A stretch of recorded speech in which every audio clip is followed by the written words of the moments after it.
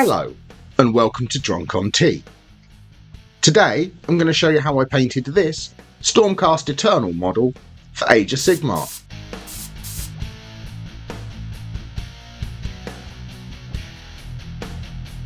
So to start off with, I've primed the model black, as this will give us a good even base coat to work off of for the rest of the colours.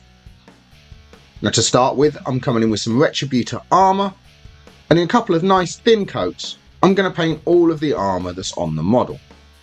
Obviously a lot of this model is the armour, so just work your way around, pick out all of the armour details with a couple of thin coats of Retributor armour. And by keeping this nice and thin and building up a solid cover over a few layers, we'll get a nice gold cover all over the model without obscuring any of the detail. You don't need to be very neat at this stage because we will be painting over the rest of the details with other colours, so if you do get gold on anything else, don't worry about it and just carry on painting the rest of the model with gold.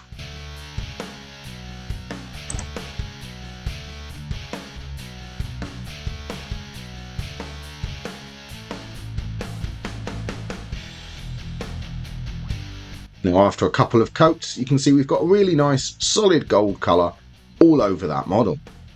So now the next step is I'm going to come in with some Reichland Flesh Shade, and I'm going to shade all of that gold. The Reichland Flesh Shade will give us a really nice rich gold colour once it's dried and settle into the recesses, giving us some nice definition to the model as well. So just work your way around and coat all of that gold with some Reichland Flesh Shade.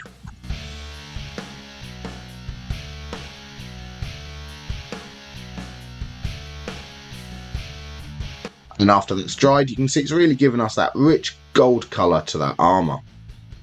So now the next step is we're just going to dry brush that armour with Stormhost Silver. Try and work in a downwards direction so you catch the raised upper edges the most. Just dry brush it all over to highlight that gold.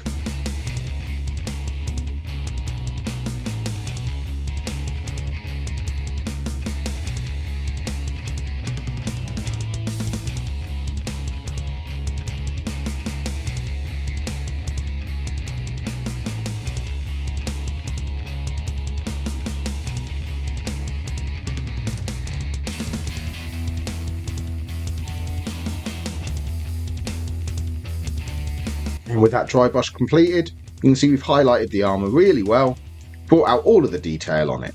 Now, some places may look a bit stark, but as we paint in the other colours, these will start to soften up. So now I'm coming in with some Cantor Blue, and for this I'm going to paint the pauldrons and the shield as well.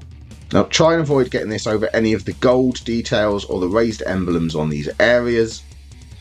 Work nice and neat with a couple of thin coats to get a nice solid cover of Cantor Blue over all of the pauldrons and the shields, but avoiding the raised gold details.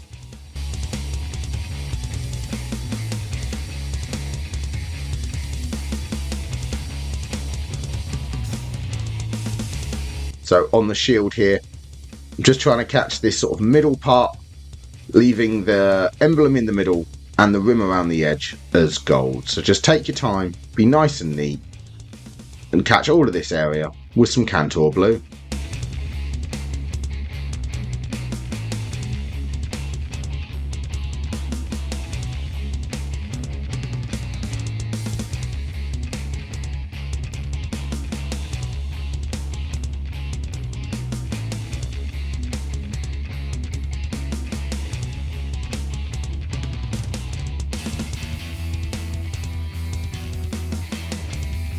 And after a couple of coats you can see we've got a solid cover on those pauldrons and on that shield.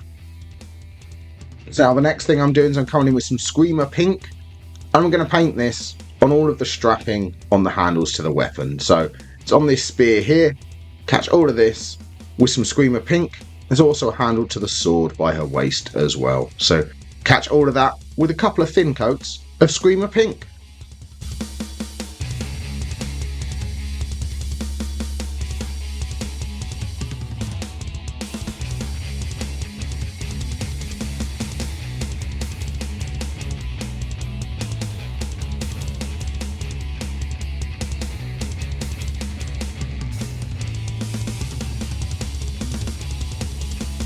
And with that done, you can see we've got a solid cover on all of that strapping on the weapons. So now I'm coming in with some Corvus Black, and for this I'm going to paint all of the under armour on the model and any strapping as well. So wherever you can see these joints here in the armour, put a little bit of Corvus Black into those areas, so you can see like the suit underneath the armour. So try and be nice and neat at this, you don't want to get this over any of the gold.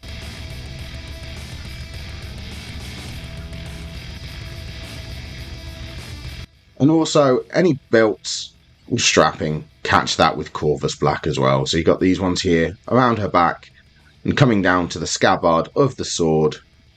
To catch all of these with some Corvus Black.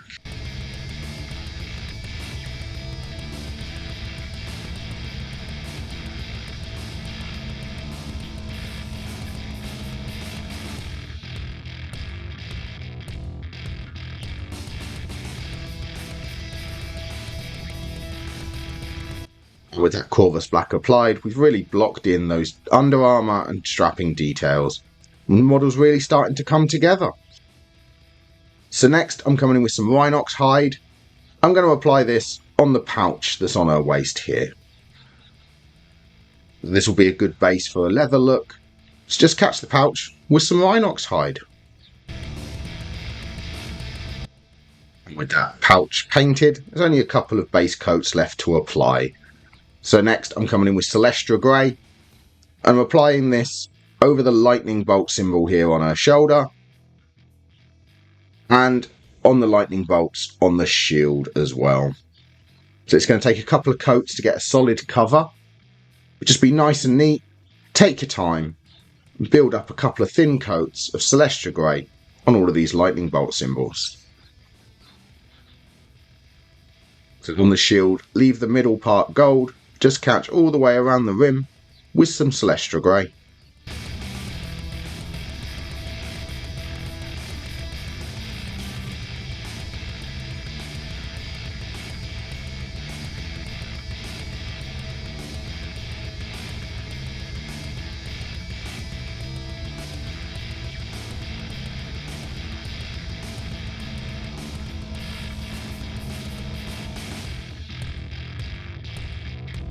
And after a couple of coats, you can see we've got a really solid cover on all of those symbols.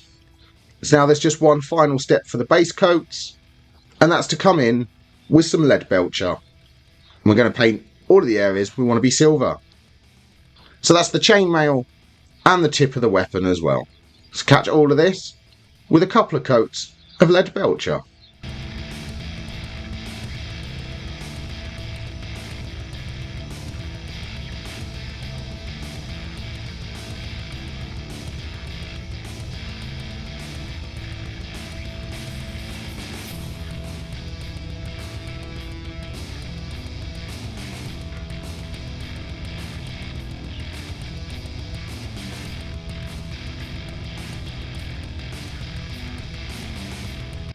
And with that lead belcher applied, that's all the base coats on the model. So the next step is we're going to start shading some of those areas we've just painted. So to start with, I'm coming in with some Agrax Earth Shade. I'm applying that over the weapon strapping. So this is just over what we painted with Screamer Pink. Catch all of it with a quick shade of Agrax Earth Shade. And then with some Nuln Oil, we're going to paint everything else that we just painted. So that's all of the blue, the Celestra Grey, all of the lead belcher, any Corvus Black and the Rhinox hide as well. Try and avoid getting this over any of the gold we've already painted and highlighted. Just catch all of those areas that we've just caught with the other colours with some Nuln Oil.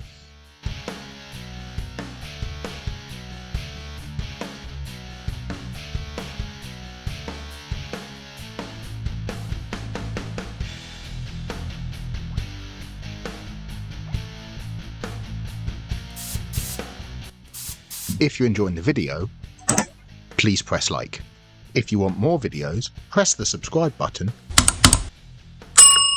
and ring the notification bell.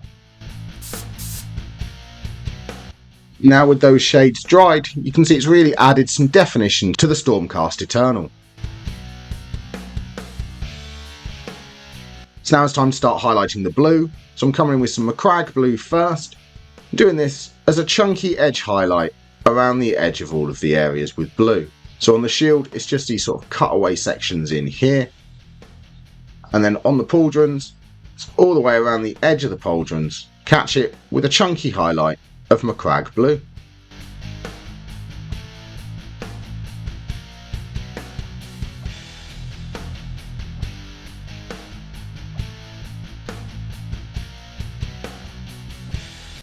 With that chunky highlight applied, you can see we started to build up the edge highlight.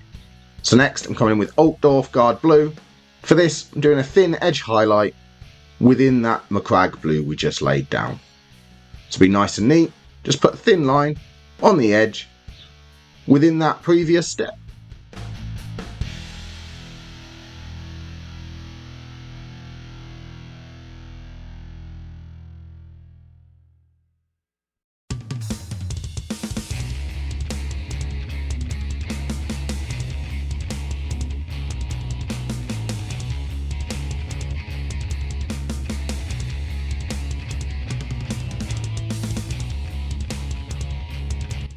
And that's the blue highlighted, so it's really made it stand out against the gold. So next I'm coming in with Pink Horror, and I'm going to highlight all the strapping on the weapons. You can see these little raised ridges all over them. Just try and catch as many of them as you can with a thin line of Pink Horror. So I find that by working in one direction first, picking out as many lines as you can, and then coming back in the other, helps to get that nice cross pattern that's on those areas.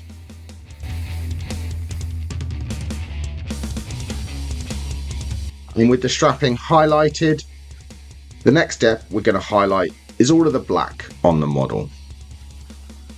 So for that, I'm first coming in with Mechanica Standard Grey and doing like a chunky edge highlight on the edge of all of the areas we painted black. So on the under armour, it's the most raised spots, and on things here like the scabbard and all the strapping, it's just along the edge, sort of a chunky highlight of Mechanica Standard Grey.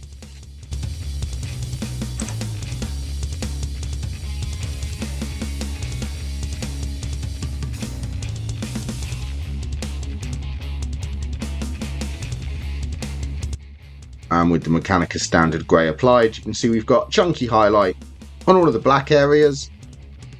So the next step is to come in with some Dawnstone and put a thinner edge highlight within that Mechanica Standard Grey. So keep this focused right on the very edge and the most raised areas. By keeping it a bit thinner than that previous step, you'll get a nice crisp edge highlight on all of the black.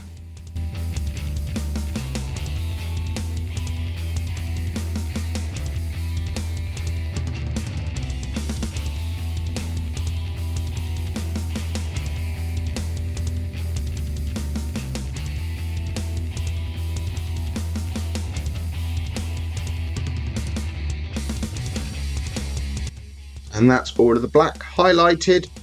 There's really only a couple of things left to highlight now on the model. So next I'm coming in with some Gawthor Brown, and with this I'm just going to highlight that little pouch that we painted with Rhinox hide. So just pick out the most pronounced folds and creases, just give them a thin edge highlight of Gawthor Brown.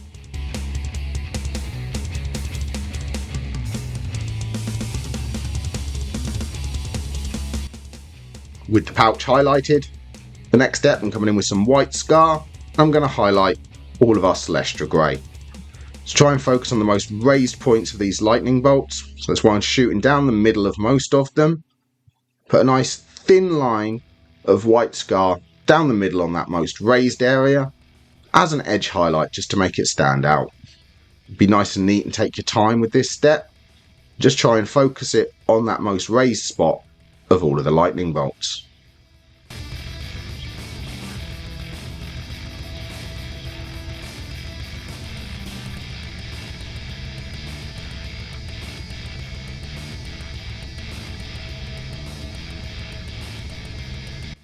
It's the same with this one here on her shoulder. Just focus on the middle with a thin line of White Scar. And with that applied, there is only one final highlight to go on this model, and that will be to highlight all of the silver areas. So for that, I'm coming in with some Stormhose Silver, I'm just going to apply an edge highlight to all of these chainmails. So just focus on the very tips and the edges as you work your way around them with a thin line of Stormhost Silver. And we're also going to edge highlight the blade on the weapon as well. Here, this is a very quick and easy method to paint a lot of Stormcast Eternals really quickly, so it will allow you to field an army of Stormcasts on the table incredibly quickly. And there we have the completed model. Nice, easy, quick, simple paint job for how to paint the Stormcast Eternal. So thank you very much for watching.